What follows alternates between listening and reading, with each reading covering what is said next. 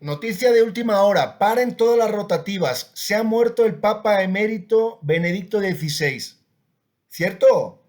No, es falso. Es el bombazo de la semana. La noticia falsa de la semana. La fake news de la semana.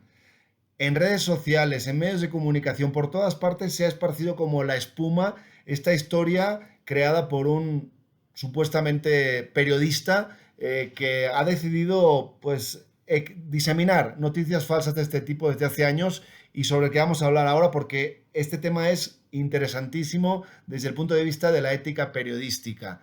Periodistas creando noticias falsas. Lo primero que vamos a analizar es qué impacto tuvo la noticia y vamos a ver por qué muchos medios de comunicación y personajes públicos en redes sociales cayeron en la tentación de replicar esa falsa información. Tenemos los casos en México de Excelsior y de Imagen Radio que publicaron esas noticias y que posteriormente las adecuaron anunciando o informando de que se trataba en realidad de una noticia falsa, pero cayeron en el error.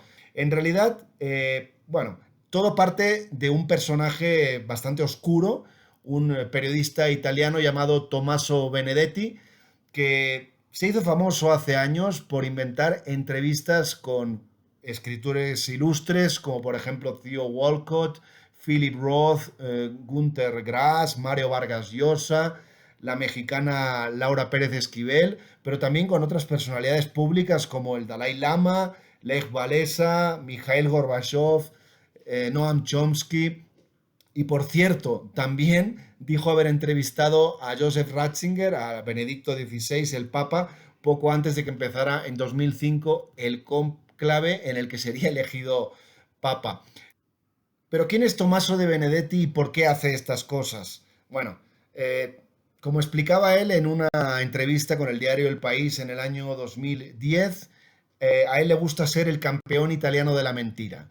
Su historia profesional está plagada de fracasos iniciales que le llevaron a pensar que la mejor opción era empezar a inventar entrevistas con personajes conocidos y tocar la puerta de medios de comunicación pequeños que podían creerse y que podían acabar difundiendo esos materiales. Eh, Básicamente lo que él explica, por ejemplo, en el caso de los escritores, es que leía sus libros y copiaba su estilo a la hora de hablar o de responder en las entrevistas inventadas. De Benedetti, en realidad, bueno, optó por ese camino y posteriormente se ha dedicado ahora a través de falsas cuentas de Twitter a anunciar la muerte de personajes públicos.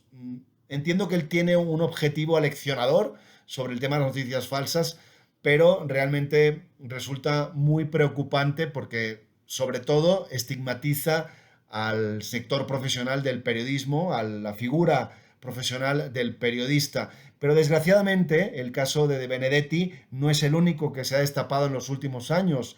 ¿Cómo olvidar el caso de Klaas Relotius, este periodista alemán afamado de la revista Der Spiegel, que en 2018 fue desenmascarado por un colega español y precisamente sobre un tema, sobre un reportaje que había realizado en México, en la frontera con Estados Unidos.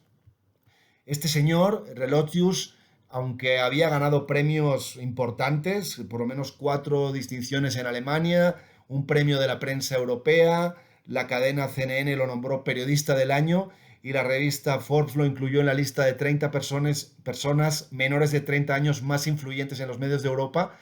A pesar de eso, bueno, él no es que inventara las historias, él inventaba sobre todo las citas, las declaraciones de personas que participaban en las historias, las fuentes, creaba fuentes a veces incluso, ¿no? Y fue descubierto por este colega y obviamente fue un golpe durísimo y Der Spiegel tuvo que dar miles de explicaciones.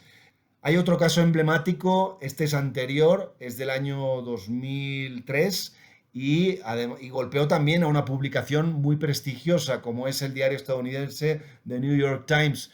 Su reportero Jason Blair aceptó también haber estado inventando cosas o inventando más bien noticias.